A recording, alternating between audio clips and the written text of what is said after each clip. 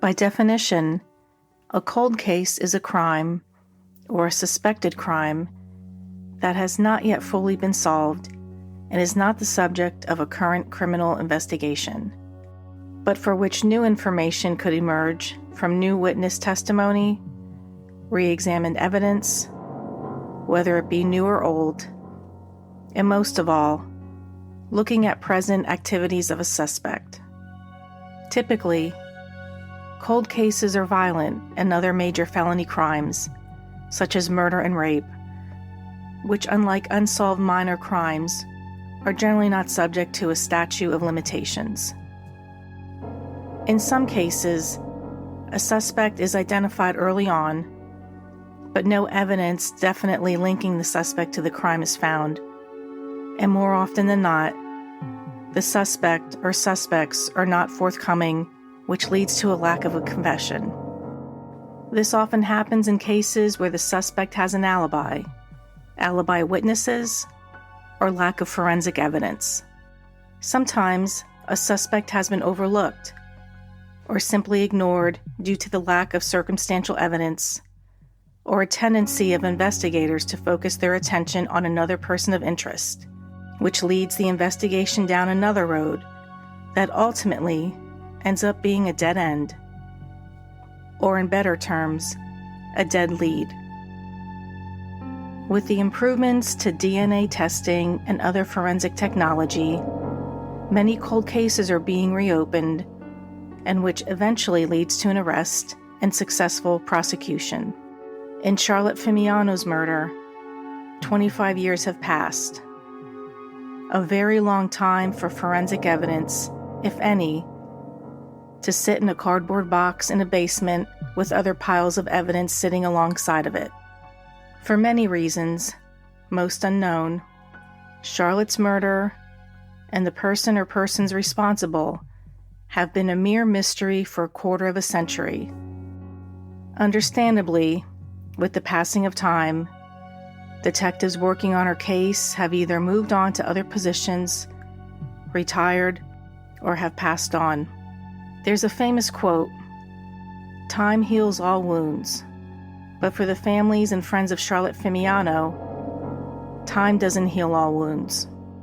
To them, time is just a concept they use to measure minutes, days, hours, months, years. Time is not a healer. It may take the edge off acute pain, but it does not heal pain. In the aftermath of an unsolved homicide, surviving family members are forced to cope with the murder and how it affects their family and their overall daily living. 25 years of not knowing who and why Charlotte Fimiano was murdered has taken its toll on all who loved her.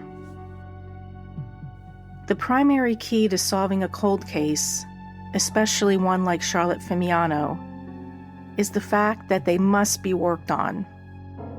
It is not for lack of interest that cases turn cold and are sometimes seemingly forgotten. They are never forgotten by the victims, their families, or by the investigators who have worked them. 25 years is too long for Charlotte's case to be unsolved. 25 years too long that the person or persons responsible are finally held accountable for her tragic and horrific murder. Join me in looking at Charlotte's case in depth. In this episode, we will look closely at Charlotte's life, both personal and professional. I'll break down the crime and lay out a list of possible suspects and motives. The end goal is that one tip, one clue, no matter how small and insignificant it means, can help break the case. It is up to you, the listener, to give any information that will lead to the apprehension and conviction of the person who took away the life of a woman who still had so much more living to do.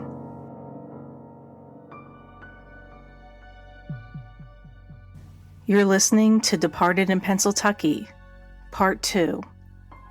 Time is of the essence, the cold case, of Charlotte Fimiano.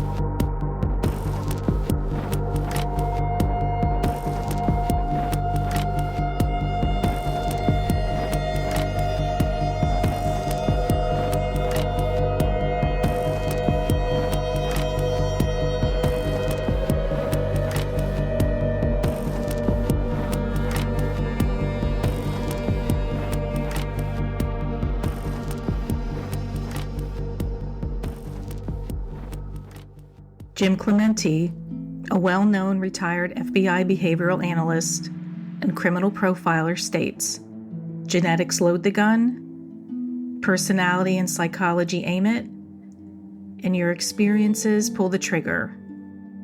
He then goes on to say, an offender picks a particular person at a particular place at a particular time in an in particular manner for a particular purpose. Offenders are likely to feel more comfortable or more in control in a place they know better. How we find out about the offender or suspect is through the victim. And the way you do that is victimology. Victimology is the study of the victim, their life, their desires, their education, and their daily routine. Who was Charlotte Fimiano? Well, we know the basics. She was a 40-year-old attractive, married mother of one daughter, a go-getter, hard worker, street smart. She strived for perfection. She was social, with her being involved in a number of networking clubs and volunteering on her time off. Charlotte was also a no-nonsense, street-smart woman, and also extremely confident. Having been in the business for 10 years, she knew the protocol for realtor safety, even carrying mace on her keychain. Having been raised in a tough neighborhood, Charlotte was able to take care of herself, meaning, although she would never put herself in danger, she was also experienced and worldly, and was able to pick out a client or situation that made her fear for her personal safety. Just 2 weeks prior to her murder, Charlotte received a phone call from a man located from the Slate Belt area of Pennsylvania. He wanted her to list his home, then subsequently find him another suitable home to live in. Immediately, Charlotte's instinct kicked in and felt creeped out by the caller and had asked a friend to accompany her on the listing appointment. The friend agreed, and when Charlotte called him back, she got his answering machine, and for reasons unknown, he never contacted Charlotte again. Could this man have something to do with Charlotte's murder? Possibly. I mean, anything is possible when it comes to figuring out a crime. But the point here is that Charlotte was one step ahead of the game and could analyze a potential unsafe situation similar to a star quarterback sizing up the other team regarding that final play in a winning game. Even though Charlotte could be tough, direct, and no nonsense, she was warm and caring. From her early days as a young single mother, she wanted a better life for herself and her daughter Christy, and even though she was a tough mother, it was done with love. And this loving parent taught her daughter to stand on her own 2 feet. Charlotte also cared a lot about her appearance, always sporting long, red, perfectly manicured fingernails, and showing off her new figure that happened as a result of a recent weight loss. And finally, a rhinoplasty to correct the appearance of a nose that in the past made Charlotte self-conscious. But what defined Charlotte the most was her career as a badass realtor who was committed to the field of real estate as well as her clients. Charlotte was one of the company's top realtors, having been in the top 2% of sales in Weikert. The Bethlehem office she worked at was one of the top offices for the franchise, surpassing all sales numbers for the previous year of 1996. That means that for the 47 to 50 agents who worked out of that office were some of the company's most seasoned and lucrative agents. When Charlotte moved over to that office, she was really among the best of the best, including herself. So we know the obvious. Charlotte was a hard worker, dedicated to her career. But is there anything else in Charlotte's life that was unknown to those close to her? There was some alleged office gossip that Charlotte may have been seeing a client, shall I say, in a romantic way. Nothing was confirmed by anyone allegedly involved with Charlotte, nor was anything confirmed by Charlotte herself. But the issue of infidelity was a topic of conversation between Charlotte's husband Christian and Charlotte herself. While Christian suspected that Charlotte was having an affair with someone, Charlotte adamantly denied this. After all, affairs can happen to anyone, anytime, and any place. The contrasting careers and work schedules between Charlotte and Christian may or may not have put a wedge in their relationship. Charlotte's successful career, combined with her outgoing, warm personality and beautiful looks, no doubt had men admiring her, whether it was from near or afar. Most crimes have key elements, or key players that are part of the crime, and in Charlotte's murder, the home in which she was found in, at 2147 Chelsea Lane, was a key component in this unsolved homicide. How? Let's rewind a bit. The day before her murder, on September 10th, 1997, a man called the Bethlehem Weikert Realtor Office, located at 2350 Shainersville Road in Bethlehem, and spoke to Charlotte directly. That day, Charlotte and another agent were assigned to what's known as floor time. Floor time is simply one or more assigned agents who take any phone calls coming into the office or tend to walk in potential clients who walk into the office without an appointment. So what we were told was the man who called and spoke to Charlotte directly asked to see a home located at 2147 Chelsea Lane in Hellertown, PA. The asking price? $259,000. It's to be noted that the home was listed by another Weikert agent in the Bethlehem office and not Charlotte. Prior to be listed by Weikert, the home had previously been listed by another brokerage, Oak Tree Realty. At that time, the home was listed for $279,000, which in today's standards is around $479,000 or even $500,000. While it was listed with Oak Tree Realty, they had 5 open houses, 2 in February of 97, 1 in March of 97, and 2 in April of 97.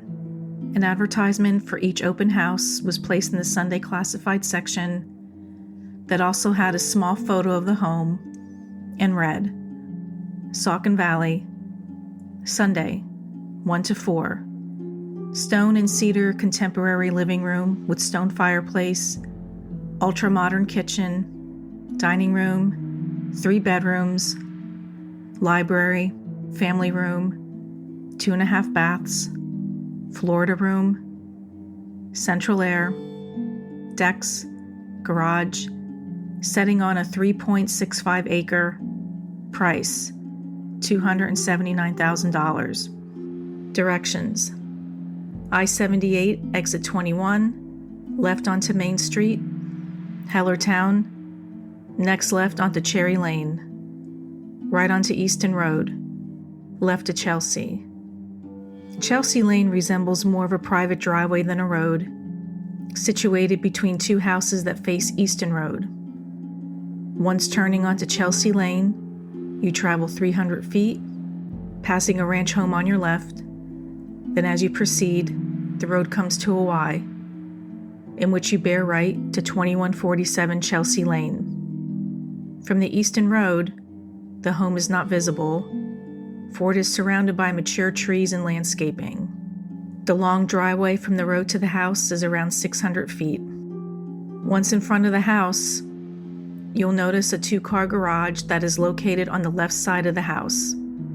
The garage doors also face left and do not face the front of the home. There are a large number of windows in the home that face the large yard and a large piece of land that the home sits on. Walking towards the home and going inside, there was a small foyer, a family room with a large corner fireplace, and 2 rooms in the back of the home. A Florida room which had a sunken hot tub, tons of windows, skylights, and that room overlooked the backyard. There was one more room in the back of the home. It had a wood-burning stove and could have been used as an extra bedroom, den, or office. Going back into the foyer, there was a flight of stairs that led you to the main part of the house. This section housed a dining room that overlooked the family room on the first floor. Then there was a kitchen, another living room, 3 bedrooms and 3 bathrooms, 2 full and 1.5. So what we do know is that the home was listed with another Weichert agent in the Bethlehem office. Therefore, almost all the agents in that particular office were familiar with the home, especially because of the high price tag, which meant a bigger commission for them. It's unknown if there was a lockbox in the home, but what we do know is that there was a key to the home that hung on a rack at the Bethlehem office. Sometimes a homeowner can choose not to have a lockbox, especially the Chelsea Lane home, which was vacant and secured. If one wanted to show the house, they first would have to retrieve the key at the Weichert office, show the home, then return the key back to the Weichert office. So now that we know more about the house, let's go back to the man requesting to see the Chelsea Lane home. It's estimated that the unknown mail caller requested to see the home the following day, September 11th, 1997, at 1 p.m. He did give a name, which now detectives believe was a fake name, and Charlotte did write down his name in her planner, or back then they called it a day timer. She was known to be meticulous, wrote everything down, and carried her planner with her everywhere.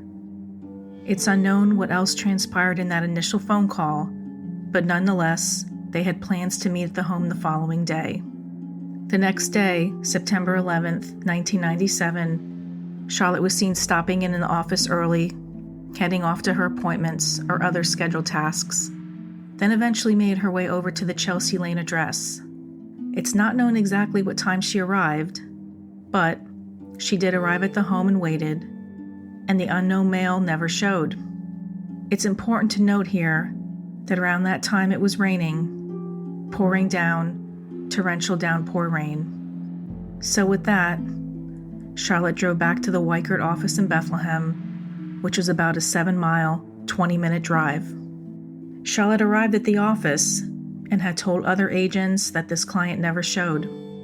Shortly after she arrived, Charlotte got a phone call from that man again, and he said he got caught in traffic and could she meet him at the house again. Remember, Charlotte was never one to turn down a sale, and her willingness to go back out there in crappy weather, taking up time where maybe it could be better spent elsewhere, shows that she was dedicated, and having a client stand her up was no reason to write this potential sale off.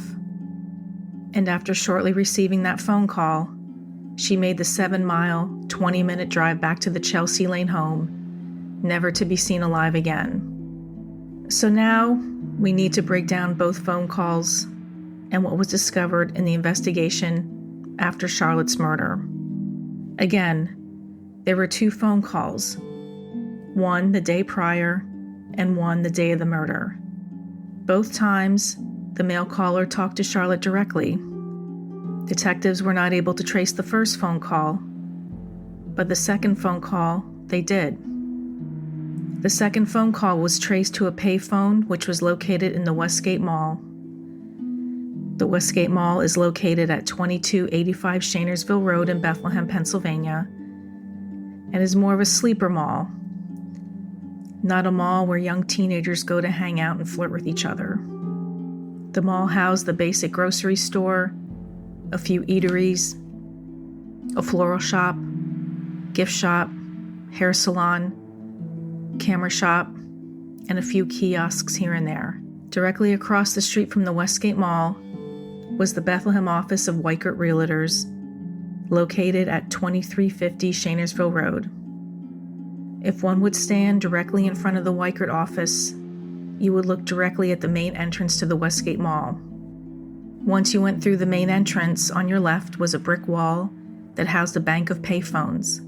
It's almost certain that the man calling Charlotte the second time could look directly out the large glass windows to the mall and look directly at the Weichert office, and possibly the parking lot where Charlotte would have parked her 1988 green Buick Delta. The question is, was the man calling Charlotte the person who committed the crime? Or was this man a lookout for someone else, watching Charlotte exit the building, getting into her car and leaving, reporting to someone at the exact time she got on the road? Or did this person act alone, knowing that they could not make that first appointment, made that phone call, and left right away to make the trip to Chelsea Lane, possibly getting a 5 to 10 minute advantage ahead of her? Arrived at the home, possibly parked in the garage, gaining access via a key either made for them or given to them? Or did they watch her from across the street for their own advantage, waiting to see exactly when she left, and if she was alone, then following behind, but not enough so they were noticeable, then driving up the driveway, meeting her there, posing as a buyer? Now, let's move on to discovery of Charlotte's body and the manner in which she was murdered. Christian Fimiano reported her missing around midnight on September 11, 1997. Local authorities were notified in the early morning of September 12, 1997. With the help of the Weichert office manager, they were able to pinpoint Charlotte's last known location, which was the Chelsea Lane address. One way they were able to do that was they noticed that the key to the Chelsea home was missing off the key rack in the office, and the address of the home was given to Charlotte's daughter, Christy, and her boyfriend. Christian Fimiano stayed behind, perhaps to wait at home in case Charlotte came home, or to be there in case police stopped by or called with information pertaining to Charlotte's whereabouts. So Christy and her boyfriend made the drive to Chelsea Lane, and on their way called police. By the time they got there and pulled into the driveway, they saw Charlotte's car and noticed that police had already arrived.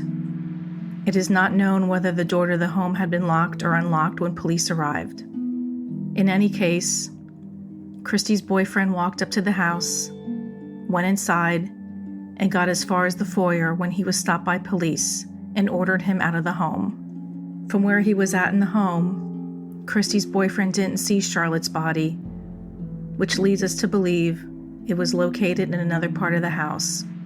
Some sources state she was found at the top of the stairs, but that was not confirmed. But when she was found fully clothed, with her coat on. Some personal items of hers were recovered from the house, yet some reports state her purse was found in her car. An autopsy showed she was killed between 1 p.m. and 3 p.m. the previous day of September 11th, 1997. She was strangled with a ligature that was some type of cord with a spiral pattern and shot with a .22 caliber gun, once in the back of the head and once in the face, right under her left eye. No signs of sexual assault nor robbery were found, and no signs of forced entry to the home could be found as well. Everything in the Chelsea Lane home was tested, including the clothing that Charlotte was wearing, and detectives even removed everything from the home where her body was found, including the carpets. Police searched the area via helicopter and searched the woods surrounding the home looking for evidence. They also questioned neighbors who lived close to the home, but neither neighbor could provide any information because they weren't home at the time of the murder. The only item of interest was a car reported being seen around the time of the murder. Witnesses described it as being a black sports car with some type of wing on the end. Before I go into a list of possible suspects and motives, I'd like to preface this part of the podcast by stating that in no way, shape, or form am I involved with law enforcement. As a true crime podcaster, I feel it's my job not to only report about this cold case and the ones that follow this one, but to give some theories on who committed the crime, and finally, why. In doing so, my hope is that anyone listening might have a clue or be compelled to talk about the case to detectives again in the hopes that this cold case will be finally solved after 25 years. And finally, I realize that in voicing my theories, there may be information that may be unfavorable to the people involved, and I can assure you that it's not my intention to tarnish the reputation of Charlotte, her family, nor her co-workers, but to simply peel back the layers of this case so that we can all look at this case from different angles that might help detectives solve one of the Lehigh Valley's coldest and most talked about cases. When a spouse is murdered, the number one person authorities look at, as far as who committed the crime, is either the husband or wife. And naturally, Christian Fimiano was the police's number one suspect. In order to eliminate Christian as the person responsible for Charlotte's murder, detectives verified that Christian was at his job at Eastern Piping in Phillipsburg, New Jersey at 1:30 p.m. And even though it was the next morning of Charlotte's murder, detectives tested Christian's hands for gunpowder residue and found not a trace of evidence on his hands. And although it took some time, Christian and the rest of Charlotte's family were officially cleared in her murder and not considered suspects. Although Christian was officially cleared as a suspect, some close to Charlotte were not entirely sure of his innocence. Like mentioned before, Christian had suspected Charlotte may have been seeing someone else, and that suspicion led to numerous disagreements between the couple. Some thought that these suspicions, as well as Christian feeling slighted, might have prompted Christian to seek out someone else to carry out Charlotte's murder.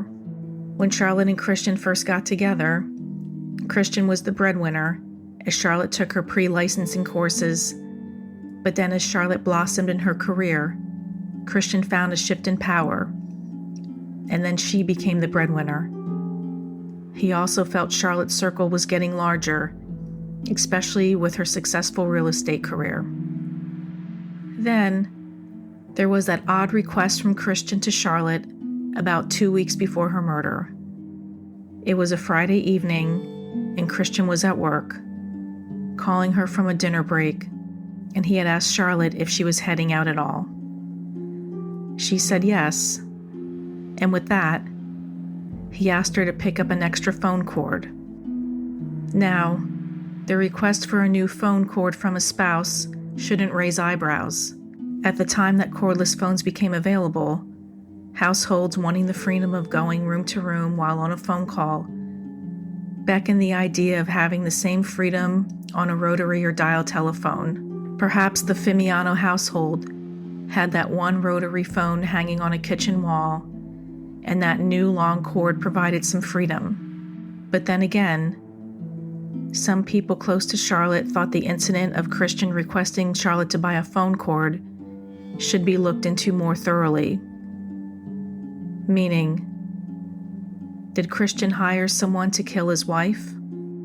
Again, let's examine the key player in this crime: the home located at 2147 Chelsea Lane. If Christian were to hire someone to commit this crime, he himself would have to have been knowledgeable about the home and its vacant and secluded status. Christian was a creature of habit, having been born and raised in Easton, Pennsylvania, living in Easton when he and Charlotte were first married, and even owning an investment property in Easton. If Christian would have hired someone, he most likely would have picked a home that was located in Easton, possibly a listing had, and not by another agent. Secondly, why would have Christian provided an instrument for ligature strangulation to the hired executioner? The easiest way to assassinate someone is with a gun. Plain and simple. Lastly, Christian was and remained close to Charlotte's daughter Christy up until his passing in 2014. For these reasons, I personally do not believe that Christian was responsible for the murder of his wife Charlotte, and for the reasons I mentioned above, I'm going to place him on the bottom of the list as not very likely. The second possible suspect would be a random stranger or a random serial killer. Initially, realtors and local residents thought Charlotte's killer was someone who just was targeting real estates and just killed them for no reason. Because of this fear, brokers in the Lehigh Valley made sure all of their realtors, and not just women, were following safety protocols. And although these fears were justified, detectives working on Charlotte's case really never confirmed who they were looking for in regards to killed her. They never really said if it was a stranger, or should people be on the lookout, nor did they say it was someone Charlotte knew, which made realtors and residents in the area more suspicious, scared, and skeptical. In regards to a random stranger committing this crime, so let's look at the reasons why a random stranger would commit this crime. For one, if you wanted to pick a woman realtor to kill, why not just pick the person who the home was listed with? Sure, Charlotte was well known in the area and had advertised in local publications. But how did a random person know she was going to be at the office on Wednesday, September 10th, 1997, fielding phone calls and attending to walk-in customers? Secondly, how would they have picked the place to commit the murder? The home located at 2147 Chelsea Lane. Let's think to present day. If we go back to 1997, there weren't websites like Zillow or Realtor.com.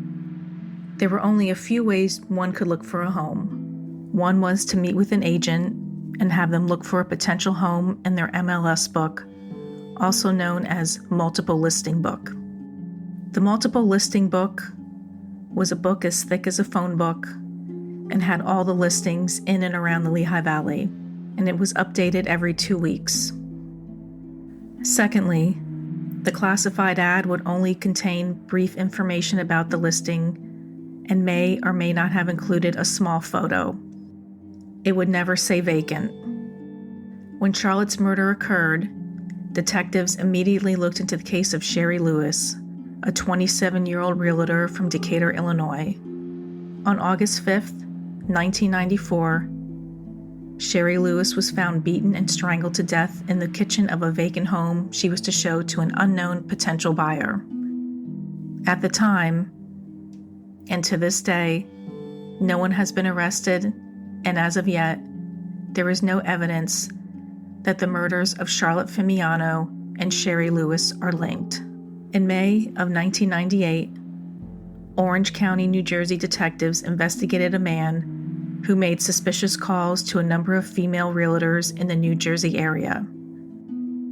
New Jersey detectives did look into this man and his antics to see if there was any link to him and Charlotte's murder, and found no link. Turns out, this was just a guy living in his parents' basement, making obscene phone calls to a bunch of female agents and no one in particular. And in 2012, a man in the Lehigh Valley named Frank Yeager spent months accumulating a list of more than 200 names of female realtors and finding out their addresses, Facebook pages, businesses, churches, and schools that they attended. Now, at the time of Charlotte's murder, Frank Yeager was 13 years old, and in most probability, not the person who committed this crime. One interesting item that should be noted is that both of these men targeted a number of agents, not just one. In Charlotte's case, the person or persons responsible had a personal fixation on Charlotte whether it was a business relationship, personal, or romantic. So along with Christian, a random serial killer or random person is going on the bottom of my list as not likely possible related to the murder of Charlotte. Which leads me to my third possible suspect and motive. Another agent, whether it be a rival or romantic interest. Real estate agents define their competition differently depending on how competitive they are themselves. For example, competition might be an agent that works in the same office as you, or it can be an agent that works in the same neighborhood. And lastly, it's every single agent that works in the same city as you. With Charlotte being as successful as she was, there was no doubt that someone, somewhere out in the Lehigh Valley in 1997, was envious of Charlotte. And that jealousy came in the form of another agent that Charlotte worked with in the Weikert Eastern office. Some agents like to stake their name on a certain part of town, letting everyone know that they are the expert in that area, which usually results in that agent getting the most listings or sales in that part of town. Although it's illegal and unethical for an agent to claim that particular area is theirs, and theirs only, many agents get very territorial when another agent starts to encroach on their territory. In Charlotte's case, she had successfully landed a few listings in an area of town that had been another agent's so-called territory. Tensions brewed between the two agents, with the other agent expressing their anger towards Charlotte, telling her that they would make sure she never worked for a Weikert brokerage again. Taking it a step further, the agent showed their immature side by mocking Charlotte's appearance, specifically her nose, which she herself was self-conscious about. For these reasons, Charlotte left the Easton office, the place where she spent 9 years of her career, and transferred to the Bethlehem office located on Shanersville Road. Surely, the above would raise suspicions as if this particular agent was responsible for Charlotte's murder. But the key here is that Charlotte was murdered about 1 year after she left the Easton office. When Charlotte announced she was leaving the Easton office to move over to the Bethlehem location, no doubt, the other agent must have felt relief and possibly overjoyed that their number one competitor was leaving for another location. Secondly, a year is a certainly long time for an agent to get over a grudge, especially since they no longer had to work directly with her. And for these reasons, this agent is going on the bottom of my list as most not likely. But now, if it wasn't this agent, could it have been an agent in the Bethlehem office? Imagine being a top agent in the Bethlehem office, being pushed back by the new assertive agent. Certainly, Charlotte's successes might ruffle some feathers, but was it enough to plan and plot a murder? Again, there is one key item here: the home at 2147 Chelsea Lane. It was listed with the Weikert Bethlehem office, and that agent was also in that office. It's safe to assume most agents, if not all, were the most familiar with the home. The price tag of $259,000 provided a nice commission, and remember, that office had a key to the home that hung on a rack. If we go back, remember, the second phone call that was made on September 11th, 1997 was traced to a payphone located directly across the street from the Weikert office at the Westgate Mall. Who better to know the ins and outs of the Westgate Mall than an agent who worked directly across the street? At one time or another, agents probably went across the street to the mall to do some light grocery shopping before heading home, maybe grabbing lunch, running errands, and so on. With them being familiar with the mall, they could have easily known where the payphones were in the mall and made that phone call to Charlotte. However, If the person who committed the murder was an agent from the Weichert office, how did they call and disguise their voice? So far, we have 4 potential suspects: a husband, a random stranger, another agent from another office, and an agent from the office Charlotte worked out of when she was killed, the Bethlehem office. So where does that leave us? Well, I've saved the best for last. One item that has not been made public, mostly because it was speculation, but there was alleged office gossip that Charlotte was romantically involved with a client. And remember, that first phone call made on September 10th, 1997 wasn't traced. Is it because that first phone call was never actually placed? And what do I mean by all this? Well, from what we were told, or investigators were told, that there were 2 phone calls. And how do we know this? Well, that's what Charlotte said. But again, what if that first phone call never happened? Like, supposedly Charlotte planned to meet this romantic interest and just had said to the listing agent, "Hey, I have someone who called and wants to see your listing at 2147 Chelsea Lane," under the ruse of going to the home to meet up with this unknown romantic interest. As for the second phone call, is it possible the person could not just get away from what they were doing to meet Charlotte at 1 p.m., and perhaps in a position not to be able to call her, possibly other people are around, just went to the Westgate Mall, noticed her car was there, and decided to call her? Again, the name that Charlotte had in her planner was fake. Police believe the caller gave a fake name. But is it possible that Charlotte wrote that fake name herself, meaning to make it look like it was a buyer that was interested in the home? She did not reveal the true identity of the caller, but had provided a fake name to make it look like it was legit. We obviously know that the murder was premeditated, with the perpetrator having a gun on them when they met up with Charlotte. Initially, what had me and everyone else I talked to about this case confused was being strangled along with being shot twice in the head. A gun is the ultimate weapon, correct? So why bring an instrument that takes a little bit more skill and strength to commit a murder?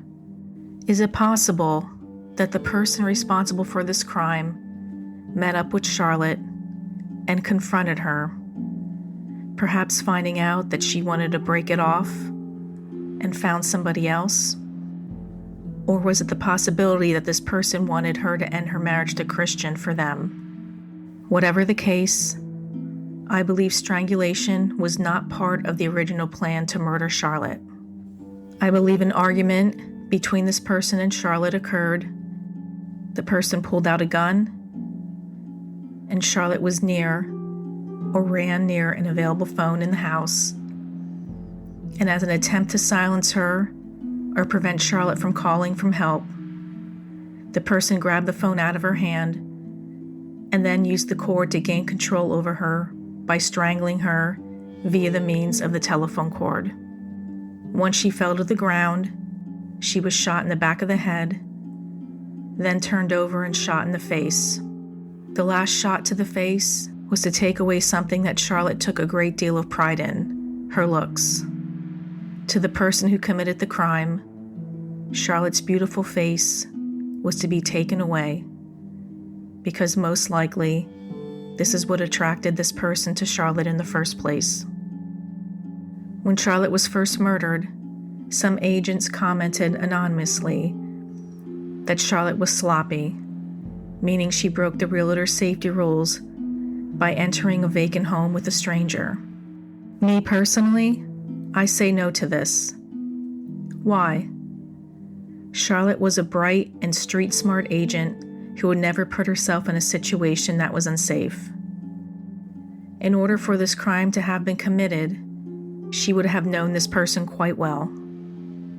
Charlotte would have never let anyone she didn't know or trust in her personal space.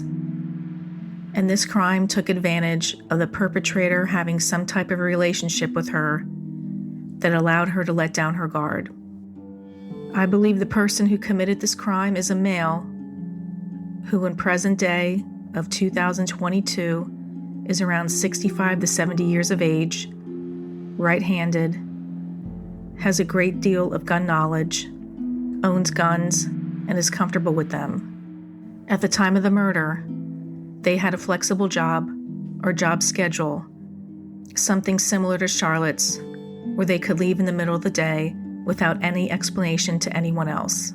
It's possible that they themselves had a great deal of knowledge about the house, and it may be far-fetched, but they might even have lived close by, which would allow them to go home, clean up, and get rid of evidence in a quick amount of time that never would raise suspicion from anyone, even their own family.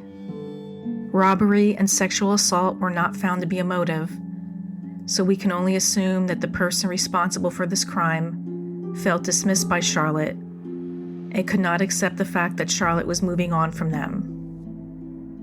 And lastly, in doing research for this case, there's very little information out there. However, one interesting item to note is a YouTube channel by the name of Undisputed Truth. The channel is hosted by an unknown woman who claims she's an oracle or a reader. She shuffles through a deck of tarot cards and lays them down and talks about the murder of Charlotte Fimiano. The episode aired January 12th, 2021, in which someone wrote in and paid to have a reading about Charlotte's murder. The oracle goes on to say, whether it's regarding Charlotte or the person responsible for her murder, describes her as a masculine woman. There was an addiction to such as food or drugs, and that they recently recovered from drug use. She goes on to say that a child has been destroyed by her death, and that someone has been studying her. A male has been destroyed by her death because Charlotte had possibly made promises to them, and that she had a lot of success and accomplishments. But someone else viewed her as competition and didn't want Charlotte interfering with them getting more worldly possessions. She goes on to say that the perpetrator was competitive, and possible a rival, that they themselves overcame a past addiction to food or drugs, and also has an addiction to success and love to compete. She goes on to say that Charlotte knew the suspect, and in the present time, people such as colleagues know some things, but are still remaining silent. She says that the person who did this loved doing the same thing that she did, so it's possible that the person is in the same line of work. And lastly, she believes some type of conflict occurred that resulted in Charlotte's murder. If you or anyone out there has any information regarding the murder of Charlotte Fimiano, please contact your local authorities or call Pennsylvania Crime Stoppers, 1-800-4PA-TIPS. That's 1-800-472-8477. Or call Pennsylvania State Police, Troop M, 610-861-2026. This concludes this episode of Departed in Pennsyltucky. Thank you for listening. Tune in next week for more true crime talk without the Valley Girl squawk.